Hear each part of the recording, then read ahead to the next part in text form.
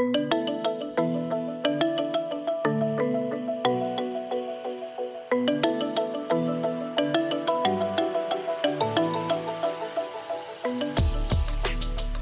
everyone. Welcome to the Unscaled Travel Show. I'm Jeremy Long, the Full Metal Traveler. So glad you're with us. Thanks for joining us. Thanks for liking and sharing all over social media. FullMetalTraveler.com, our past episodes, interviews. My co-explorer, as always, Amy Long is here. Hi. We are coming to you from the Diamondback Land Surveying Studios in beautiful Las Vegas, Nevada. We got a really nice show for you. I always say fun. And they are fun, but this one's nice. It's kind of elegant. Okay. I don't know. It's maybe not. maybe it's not. It might turn into a disaster. But it's really, we're talking about the rise of solo travel over the last few years. Solo travel has always been a thing. I don't want to say I don't want to make the claim that it's something brand new, because it's not. But we've especially seen, like, over the last, I want to say, decade and a half, a real rapid growth of this kind of subgenre of travel. I wouldn't even say it goes back that far. I feel like it's more recent. Really? Yeah. I mean, maybe 2018, 2019, I started hearing about it more. And admittedly, I'm not that engaged on social medias.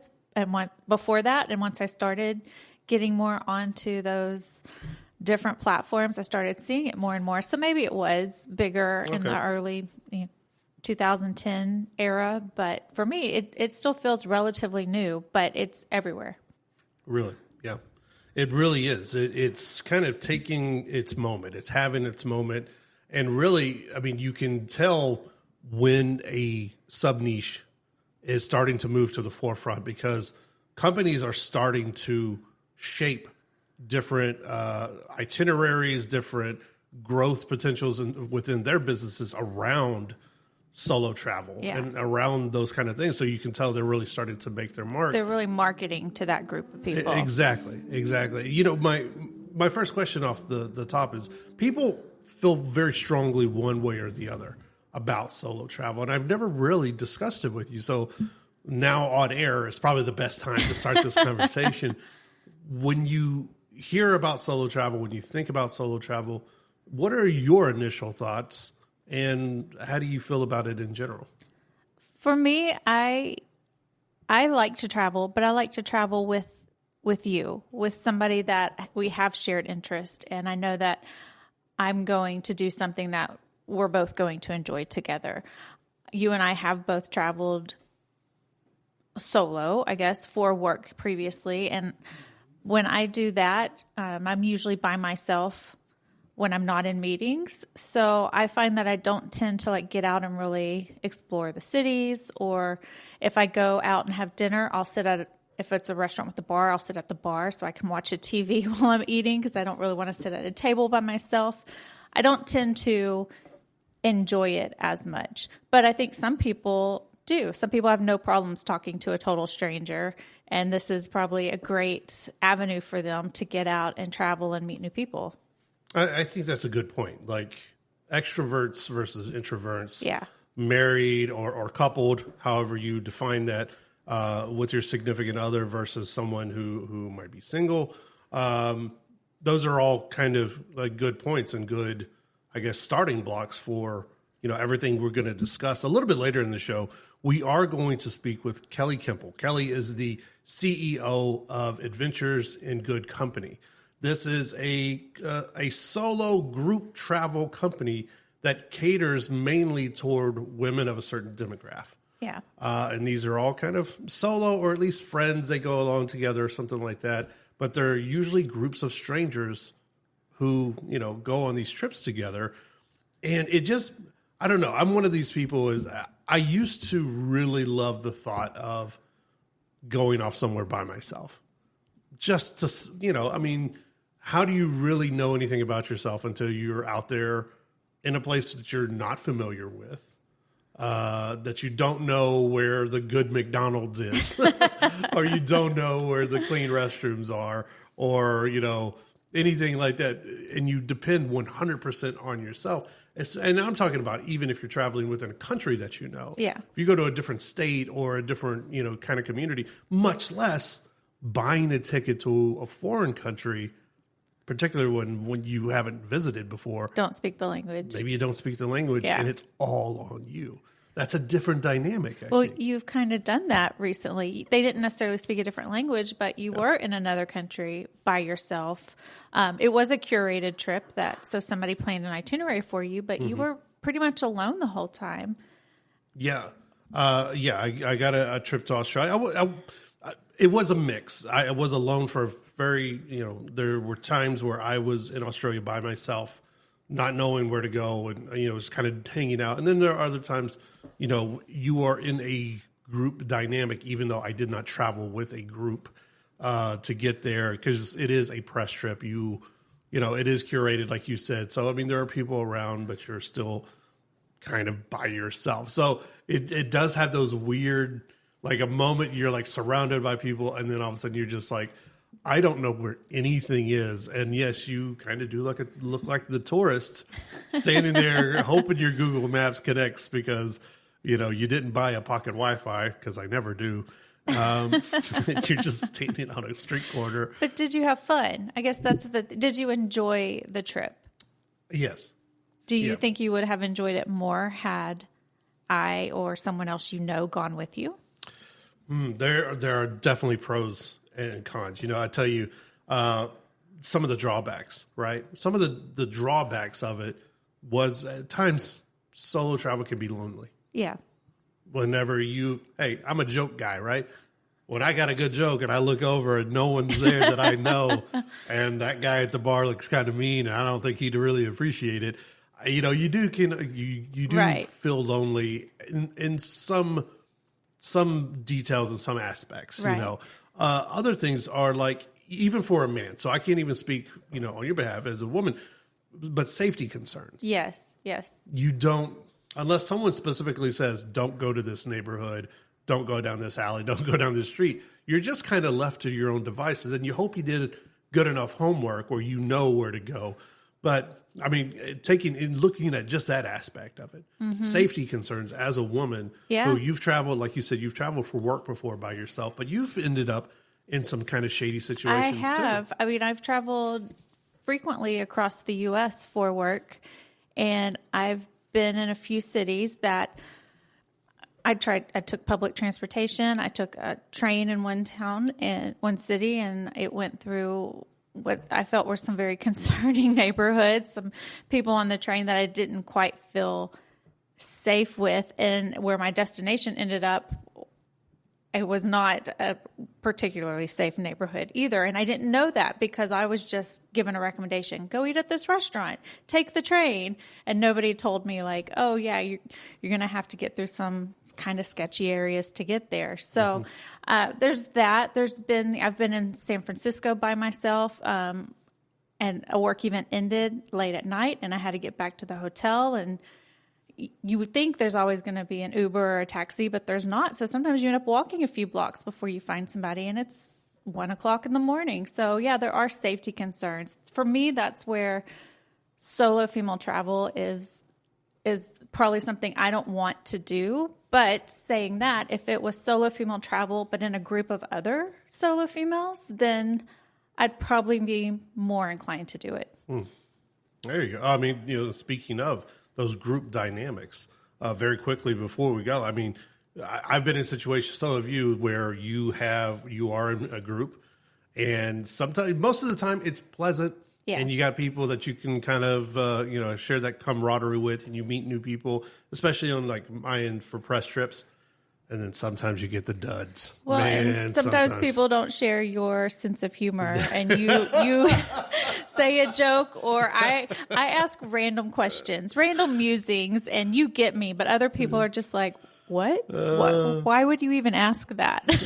I had a lady unfollow me at the table we were sitting at because she didn't like my jokes. This is the Unscaled Travel Show. We will be back right after this.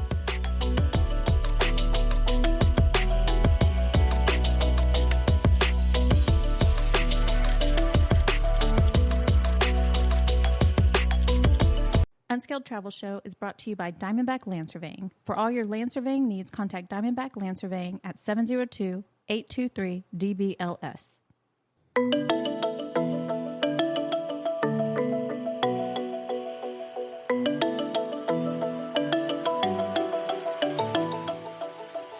Hi, everyone. Welcome back to the Unscaled Travel Show. I'm Jeremy Long, the Full Metal Traveler, here with my co-host and co-explorer, Amy Long. Hi. We're talking solo travel, in particular, the rise of solo travel over the last few years. And we've been chatting about, in particular, solo female travel and kind of the pros and cons of just travel by yourself anyway. Mm-hmm. And we did kind of end on some negatives, like, there are loneliness aspects and safety concerns, and especially if you're a female, unfortunately, in parts of the world, and every city has issues. Every city has a place that most people probably don't feel safe. You and I have been in cities wandering, and you're in a great neighborhood and you walk 2 blocks over and suddenly you're like, I think I need to turn around. Yeah. That's Vegas. I mean, that's where we are. It can end up like that. And it's just one of those life lessons. You just kind of figure it out as you go. And like most major cities, if you see a dark alleyway, you don't walk down the dark alleyway. I mean, it's just kind of common sense stuff. But, now to kind of refocus on positive aspects, or what people say are the positive aspects that they get from solo travel. Right. And, one of the main things that people often cite is stepping out of your comfort zone, stepping out of the familiar into self-reliance, into trying to see if you can figure all of this stuff out on your own. Yeah. I can definitely see that. Even you and I traveling together, we learned to rely on each other, but we've both traveled independently, and it does make you kind of view things different. It's just you. I mean, you don't have anybody to turn to and say, hey, where should we go today, or what should we do? You start asking your taxi driver, hey, do you have recommendations? Or you go to a museum and you start talking to a random stranger next to you because you're both looking at the same piece of art or something. It does kind of foster this growth in you that you aren't relying on anyone else. It's just you. And you can either make it as much as you want it to be, or you can be as self-contained as you want it to be. Well, they often say if you want to test your relationship, go on vacation, right? Especially new relationships. Oh, right. But it doesn't matter how long you've been with someone or around friends or anything. I've had friends that for years were good friends, and we found out that they just weren't good trip buddies. Right. They weren't good in that dynamic. But like you said, you get to another positive is just connecting with strangers. Yeah. Like you said, taxi drivers, Uber drivers in different cities are always my favorite people to talk to when I first get there, because they know the best restaurants. They know the hot spots. Yeah. They can at least get you to where you're somewhere where you're looking for. And they usually have good tips like, if you're going to go here, go before this time or after this time. Or this place is overrated, but go check out this other place that's similar to it, but better. So you can get some really great advice from them. I've been places for work and been texting you, the taxi driver says I should go eat here. Look it up for me. And we've done it so many times of taxi or Uber driver recommendations. They drive around the city all day. Right. They know what people, they hear things all day from people. Oh, that restaurant's no good. This place is wonderful. And they're happy. Most of them are thrilled to talk to you about it. Almost to the point where you got to hit that little button. All right, buddy, take it down a notch. No, I'm just kidding. They want to give you those recommendations, and they're so happy to pass that along. And that, also backs up to your, trusting your instincts and empowering you to, again, step out of that comfort zone and into things that you might not have normally done. Some of the best restaurants and bars, cocktail lounges, and places that we found have been these little ones around corners that maybe you normally wouldn't step into, but you got the thumbs up from somebody that knows. And so now you're like, oh man, this is now some of our favorite spots. I think that is the appeal of solo travel in general. Is like, it kind of was before that you had to wait for somebody to want to go somewhere with you or to try something, or Yeah. you're a hiker and I'm not really a hiker. Yeah. So you didn't do much hiking until you found a group of people to go hiking with. Or like, I want to go have a spa weekend and you don't. So I just don't have a spa weekend. But now it's more socially acceptable for me to just be like, yeah, I'm going to go to Sedona for a weekend and hang out at a spa and just enjoy myself. And you can do whatever you want on that same weekend. That is a good point. I mean, bringing up the social acceptance of, it's, well, let's face it, it's always been okay for men to travel solo.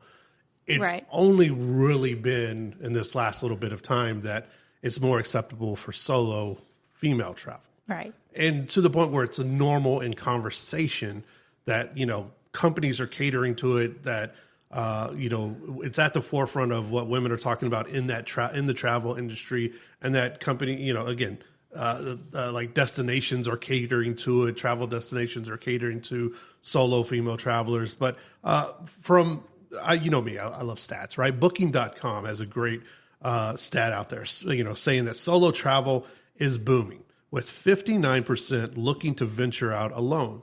Even parents are joining the trend, with 58% planning child-free trips, prioritizing self-growth amongst themselves and their partner.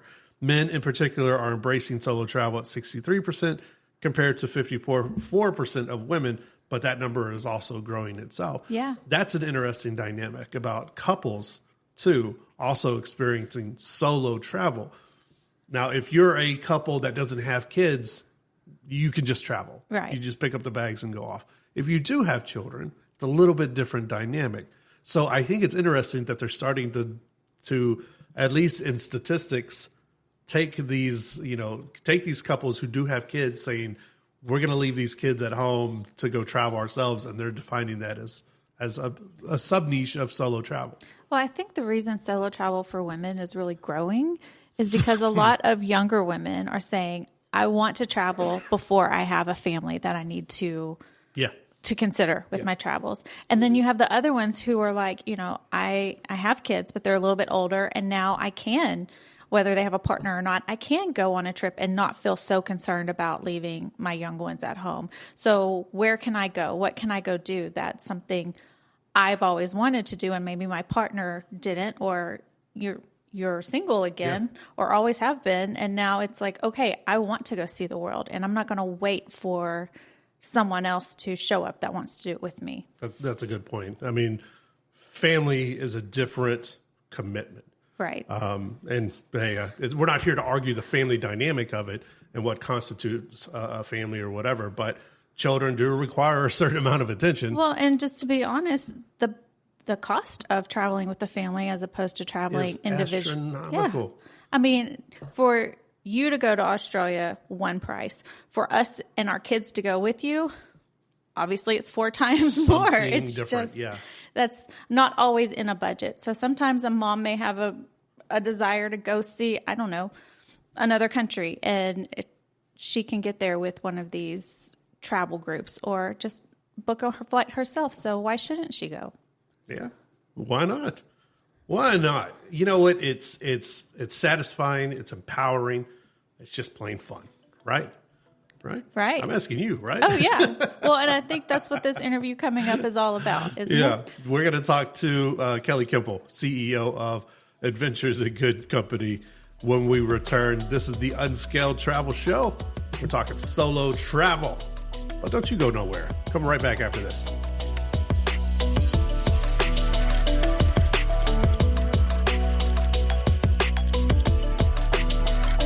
Unscaled Travel Show is brought to you by Diamondback Land Surveying. For all your land surveying needs, contact Diamondback Land Surveying at 702-823-DBLS.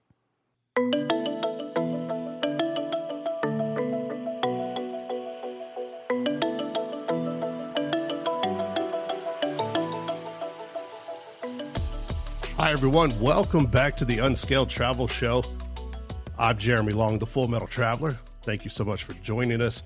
You know, a recent travel trend survey found that women's only travel was one of the top 5 specialty travel trends, along with active and adventure travel. The majority of leisure travelers are women, and multiple sources reveal that women make 70 to 85% of all travel decisions. Well, thankfully, Adventures in Good Company is redefining travel for women, opening the door for thousands of active adventurers, to explore some of the world's most remote regions together.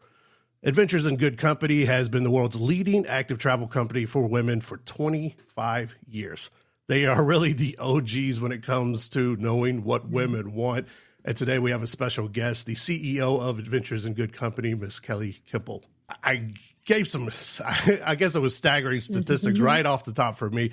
70 to 85% of all travel decisions. That's got to be wrong. Why is that, you think? I would say that women just have this curiosity around travel and exploration, and that that they're ready to go see these places and explore the world. And they're the ones doing the research and spending the time, and they talk to each other, right? So we also spend a lot of time like just in sisterhood and sharing stories and getting each other like, where are you going? What are you doing? Tell me about that adventure that you had. So there's a little bit of that camaraderie already built in among women that I think is just part of why women tend to make more of the decisions, is because we're chatting with each other a lot more. We're social. We love to get together and talk and have brunch and go on hikes and do things and hear about each other's lives and stories. And I think that kind of propels and snowballs to why women are doing this more and making more of the decisions. Well, tell us a little bit about Adventures in Good Company, the hows and maybe the whys of why it came to be. Yeah.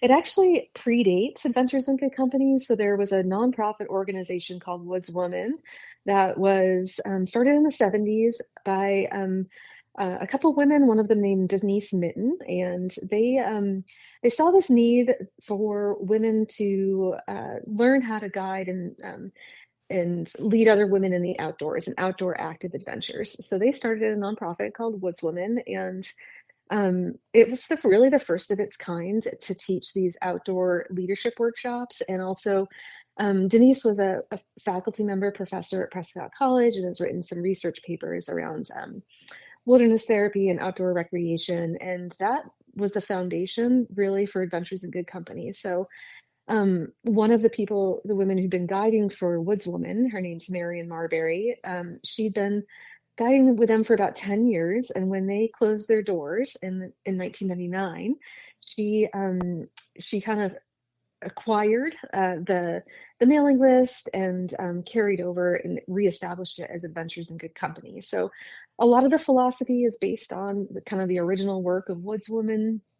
And when Marion took it over, several of the guides came over and continue to guide, and they still actually guide for Adventures in Good Company. We still have 3 guides who guide for us that were guides for Woods Woman. And we still have travelers that travel with us that were initially on a Woods Woman trip, which is pretty remarkable. So the company does go back quite a ways, and we are one of the first in the industry to offer these outdoor active adventures for women and led by women. Well, you talk about the long history of the company predating this actual branding and everything, but and also you guys offer not only domestic but international excursions as well. What unique challenges and opportunities do you think Adventures in Good Company has encountered as a provider of women-focused outdoor excursions? Yeah, that's a good question. So I think what we've encountered, I would say kind of more around what we do that caters to the unique needs of women. So just providing this space, when we started, there really were no other tour operators or companies like this that were similar. And even in those initial years, it just wasn't that popular.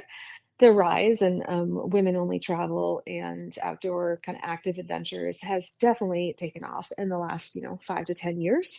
There's been a huge increase in it, and it's more mainstream. But that's the foundation of what we do and how we structure our trips. So I think in terms of like the unique needs, it's small groups. So most of our trips are 12 or fewer.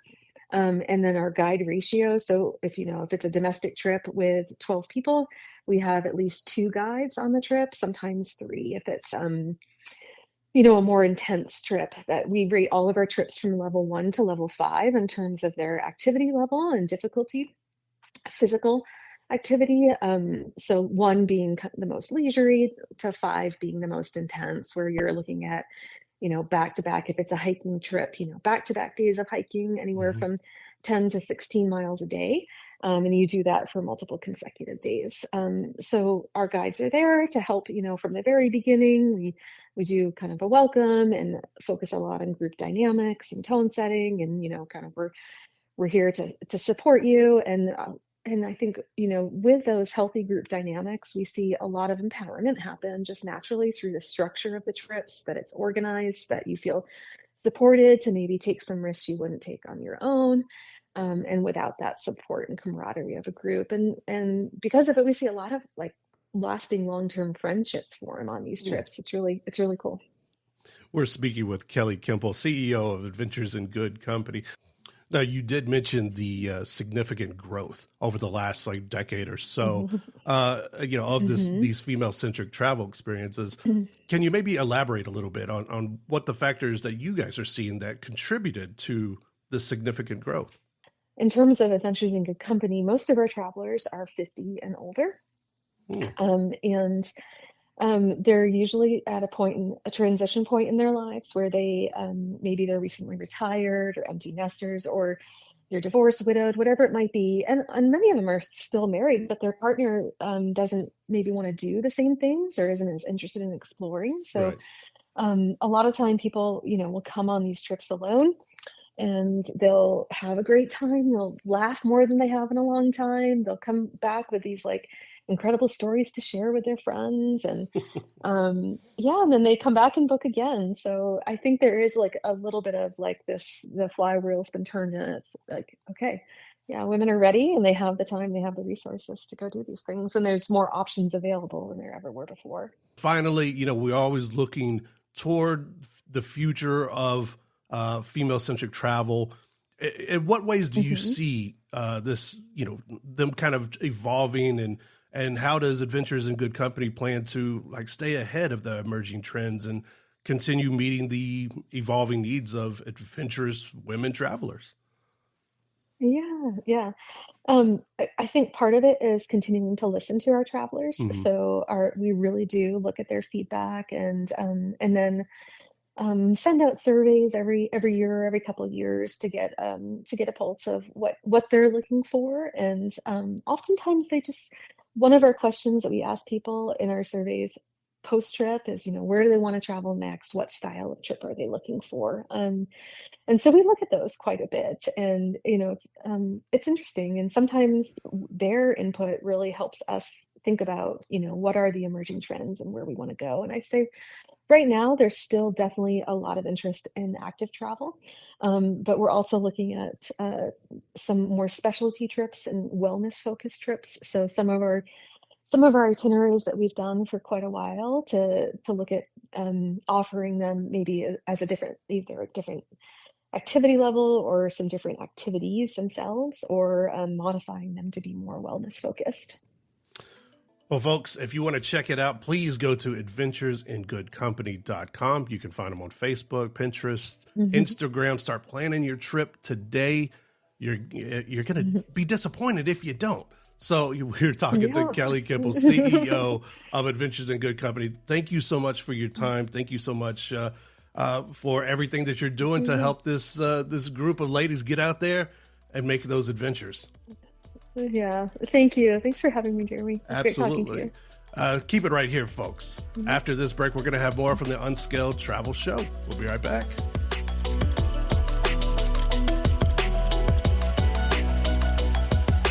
Unscaled Travel Show is brought to you by Diamondback Land Surveying. For all your land surveying needs, contact Diamondback Land Surveying at 702-823-DBLS.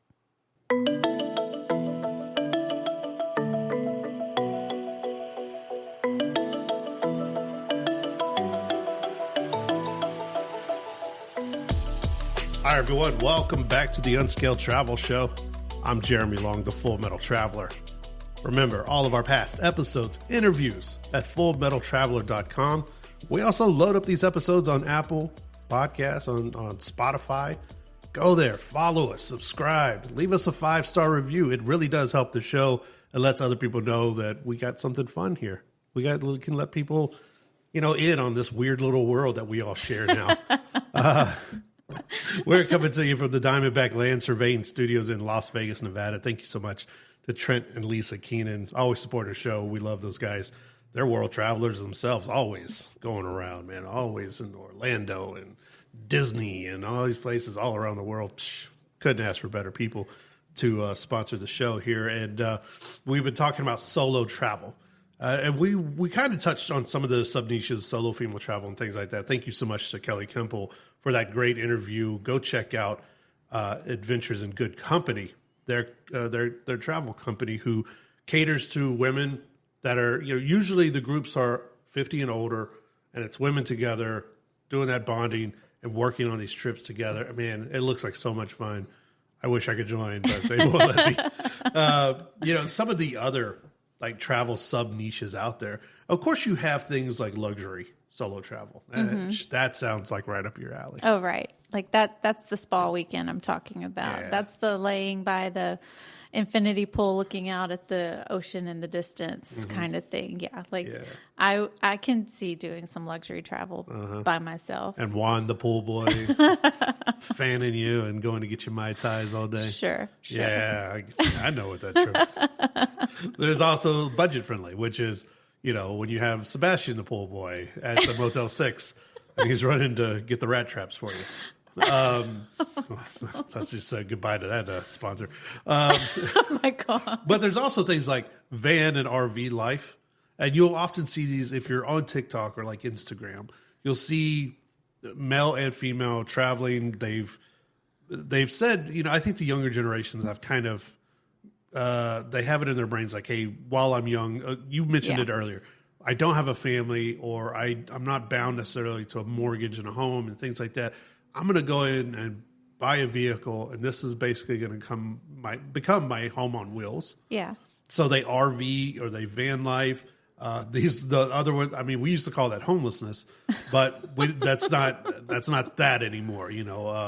These people often sleep in the parking lots of Cracker Barrel or places like that. It's so awesome to watch, because as a person who's laying in my bed late at night in my home with a mortgage, I'm like, wow, I wonder what that's like. It looks pretty cool to just kind of get up and go wherever, whenever. But they have pros and cons to those kind of lives as in general. I mean, I guess I could see doing that if you didn't have other commitments. I think if you're doing it alone, completely alone, just you, maybe you and a pet, it would be interesting to just get up and move at a whim. But at the same time, I am introverted, but I still like to have somebody to talk to. Yeah. I still would want to, have a drink with you, watching the sunset at the end of every day.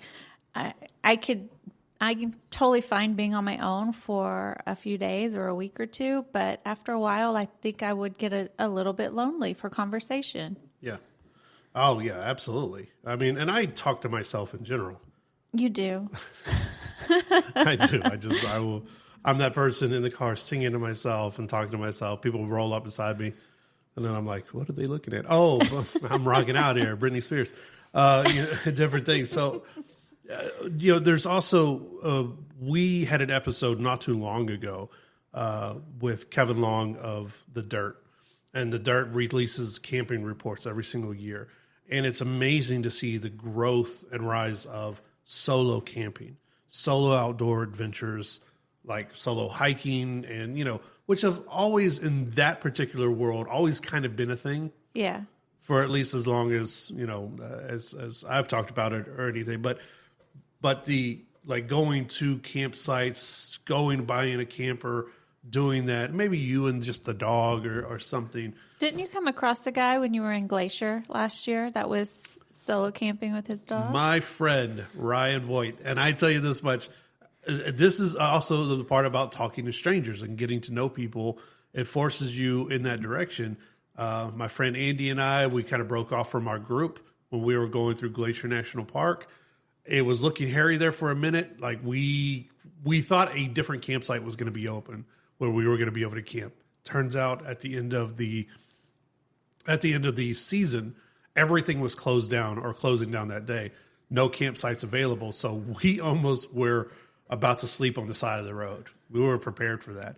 Or we were going to hike up to, I think, Cracker Lake, and it was going to be a very long trip. We come across this guy who does his van life stuff. His name is Ryan Voigt. He basically rescued us, let us, took us to his campsite so we could set up our tents and everything. Had a great night, met a great guy, and his dog Ziggy. Love them both, and still we connect on Instagram. So it is a positive experience. Yeah. Kind of going out there. But yeah, I mean, solo camping, solo, all that.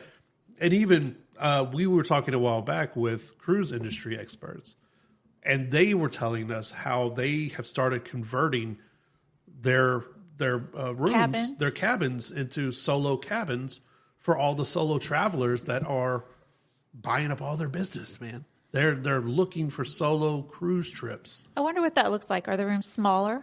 Yeah, it's like half the size. Oh, okay. I mean, these are already pretty small places. Yeah, the rooms are not very big, so I don't know that I want a smaller room, but I think I could do a cruise by myself.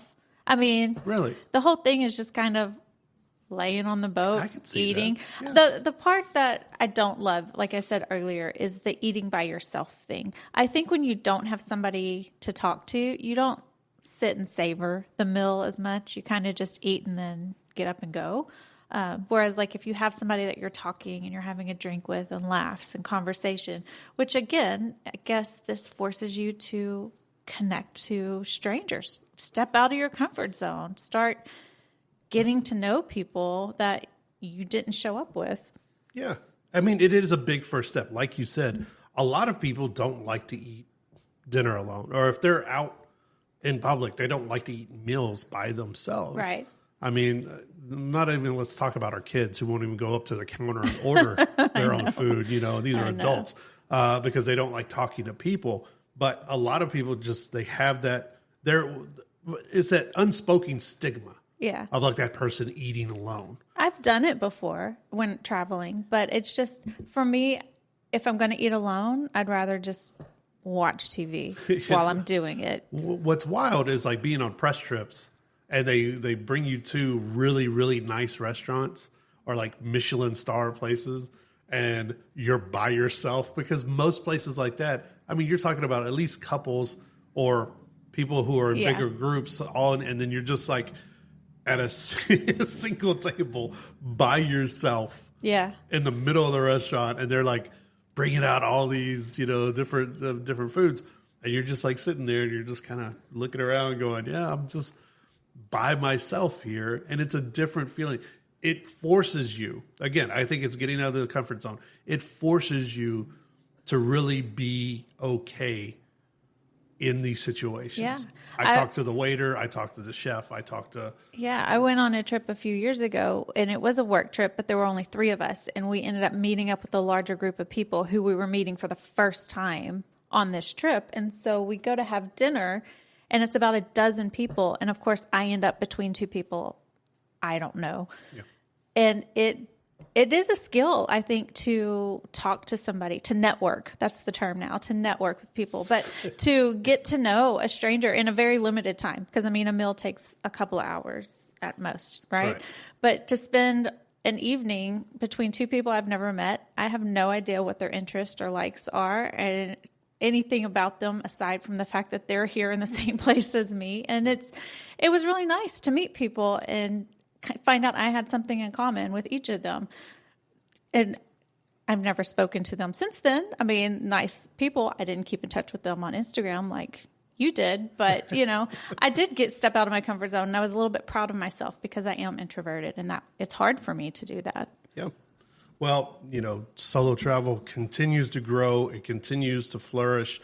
Companies are catering to it. The thought, people thinking about taking solo trip is also booming. It's on the rise. People are at least considering taking those trips by themselves because now, like we've said, the thought is becoming more socially acceptable. The act is becoming socially acceptable. I think it's a bit inspiring, too, to see these people exploring the world by themselves. It can be extremely inspiring when you come home from a successful trip and you've done it all by yourself, right? Right. Or at least Mostly. you and the Guide Geek, Travel AI.